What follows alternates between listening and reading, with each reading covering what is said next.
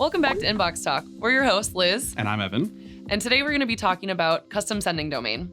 You may remember that we've talked a little bit about what a domain is in general. So really, it's just your website. So for us, it would be drip.com. Yep. But when you add in what a custom sending domain is, that's where a little bit more goes into it. So we want to talk today about what it takes to set up a custom sending domain, making sure that you know when and why, I suppose, is a good time to do that, and just some of the pros and cons. Sure. Do you want to dive into what a true custom sending domain would be and what that means? Yeah, so that's going to be basically tying all of your email reputation more closely to your actual domain. So again, when you first sign up with Drip, we give you the option to lean on us for part of our sending reputation. So anybody who sends an email through us without a custom sending domain, it shows up as like sent from whatever your from email address is via Drip.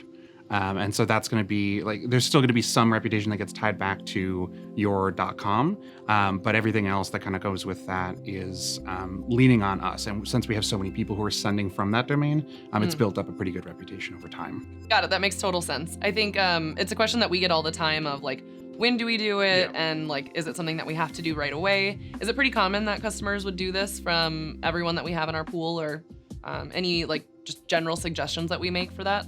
Yeah, I mean, it kind of depends on how many people that you're sending to. So like with a smaller list, it's not as important. And at the same time, if you have a huge list and you've never sent from your own sending domain, there's some considerations that you have to kind of put in place there. But in terms of like actual setup, it's really not that uncommon. I don't know how many, we don't really have a number about like half of our people are using it, but most of the people who are doing large amounts of sending, they want it to kind of tie back to them. So, yeah. And I'd say a lot of the times when we see customers that do it right off the bat, it's because they've done it in the past or they're familiar with the idea of it. If it's something that you're just vetting out when you're joining on with Drip, you can always stay on ours, and it can be something that you circle back to down the road. Yeah, we've had people who've been sending with us for years just using the basic sending domain with no problem. So it's not a requirement, but again, like if you really want to be able to control your own branding and look into some of the other options that you have toolkit wise, you may be required to set up a custom sending domain to do that. Okay, so, good point. Yeah. And I think one common question that I do get from customers all the time is, okay, so you're sending from the Drip domain, what are my subscribers going to see? And it, like you mentioned, it's a via Drip email. So it's not going to be super visible to them. It may be something if they were to go in and like inspect or show the original email. Yeah. I don't know how many consumers are actually doing that, but you wouldn't actually lose any of the branding visible to your consumers either, which is really nice. Yeah, the body of the email it should look exactly the same no matter where you're sending it from. So perfect. So we talked about quite a few things there. I guess, do we want to get into a little bit more of like the true pros and cons and like when you should, when you shouldn't? Yeah, sure. So as you mentioned, you kind of touched on a couple of these. So you said it reinforces the good behavior and sending habits. Anything else that you'd want to add there? Yeah, when you go to your own set of reputation, it kind of puts a magnifying glass on what you're doing. So if you're doing good things, it's going to look better the more that you do that, versus if you kind of have a haphazard list or you're just kind of like emailing out to everyone all the time, that is going to get amplified. So if you are doing good things, it's going to help you have more emails land in inboxes. If you're not as up to speed on what the best practices are currently, it's going to end up kind of pushing you in the other direction. So sending healthy ways of consistent cadence, reaching out to those that are actually engaging, not just spamming your whole list on an everyday cadence. Yep. Those things are always going to help too. Yeah. And on top of that, also, if you're kind of just getting started and switch over to a sending, your own custom sending domain, and you don't have a ton of reputation, it will help you build that faster. But again, it can be, positive or negative which way it's building. So, it's that, I guess there's not a middle thing in pros and cons, but it's just kind of one of those things that needs that consideration. I think when you're setting up your custom sending domain, you just want to keep that awareness. Regardless, for your brand in general, you want to keep that awareness of like having healthy engagements, but when you're doing it on your own custom sending domain, it's all on you. Yeah, I was gonna say like that much more ownership, I guess. Yeah, exactly. Perfectly. So you would, just as far as like a monitoring, from tools perspective, is there anything there that our customers should know? I know I hear the term Google Postmaster. I don't totally know all the details of it, just full transparency. So what should the folks at home know about that? Yeah, I think we're going to talk about like specific inbox providers in its own separate topic, but Google, as a general rule, is pretty insular in how it protects a lot of its data. It only shares very specific things. And part of that also means that you need to show them that you own that domain. You can't really do that without a custom sending domain. If you're sending through us, they won't allow you access to their monitoring tools. So if you do that and you're emailing a lot of folks who are using Gmail, which again, for most, it's like 50% of the emails that we send out.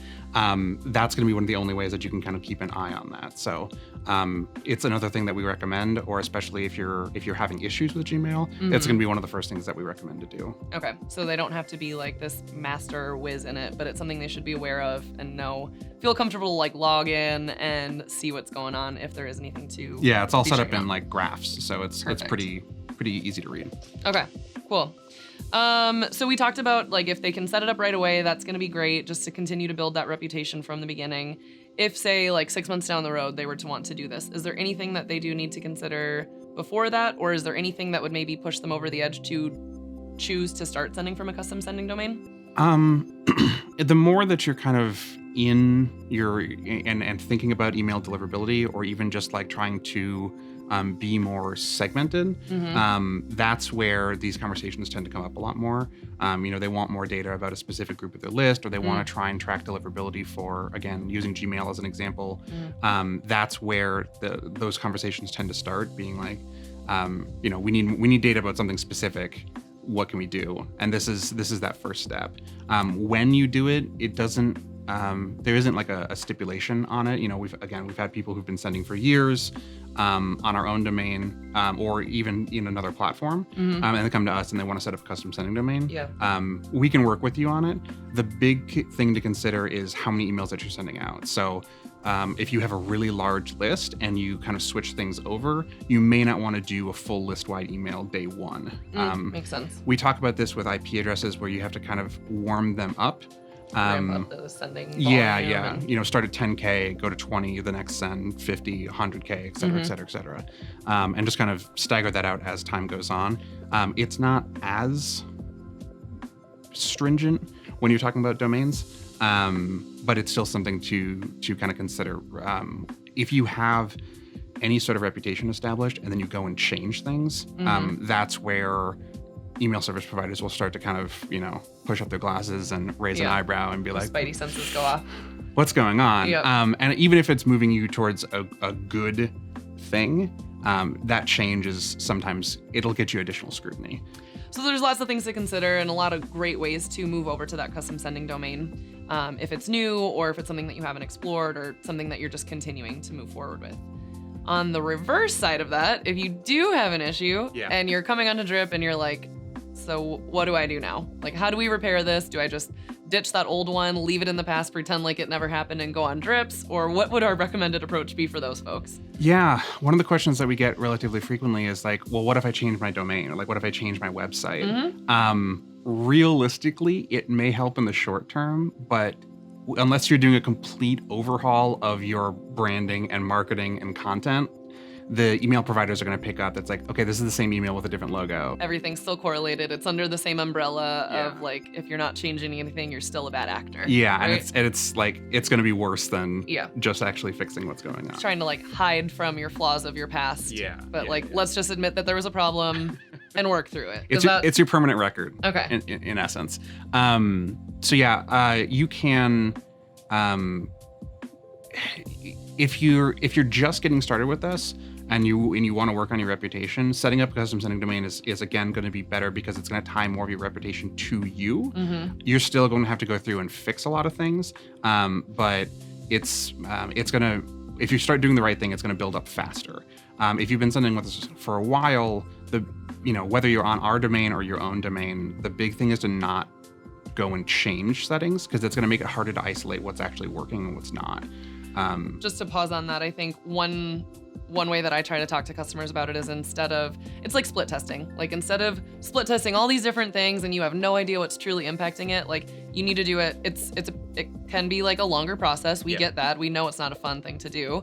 But we want to make sure that we're focusing on what actually is making the impact. So changing one thing at a time is going to be the way to go instead of I'm just gonna blow everything up, start from scratch, and like maybe we'll figure out the best way to do it. You want to have a really methodical approach to I'm gonna change one thing, continue to send on a healthy cadence, if that is making an impact, great, leave it. Let's, go after the next one and tackle it one by one, right? Yeah. And with that, the other thing that we recommend pretty frequently is doing like really focused segmenting. So, I mean, it may be that you have a list of 50,000 people, but if only 7,000 of them are opening it, if you can narrow it down to maybe only email 10,000 people and those same 7,000 open, those stats look so much better. Goes up and up and up. Yep. And so if you do that for a period of time and then kind of continue to add on that, maybe you change the cadence for your full list to only email once a week. Yep. Like we realize you have to email these people to make money, but at the same time, when you're in like recovery mode, when you know something's wrong, that's kind of the steps that have to be taken. So that's something that we can talk through either on the support side or again, with the success managers, depending on your situation. But you got to do the work and it's going to take some time. Yeah. Unfortunately, if that is the issue, the damage has been done. We got to figure out a way to remedy it for long-term success, not just hoping that we can magically fix it by tomorrow. Yeah, it's not an overnight thing. I was going to say, sometimes it goes quicker than others, depending on how bad the damage is, but we want to make sure that we're doing it in the right way and doing things smart. So that's where we'll step in, and myself, the support team, well, my team, I should say, not just me, my team, Evan's team, and the support team will all be happy to help out with that. Yeah. So perfect. Well, I feel pretty good about this. Anything else that you want to add for a custom sending domain? That's it. All right. Well, thank you guys for joining today, and we'll talk to you next time.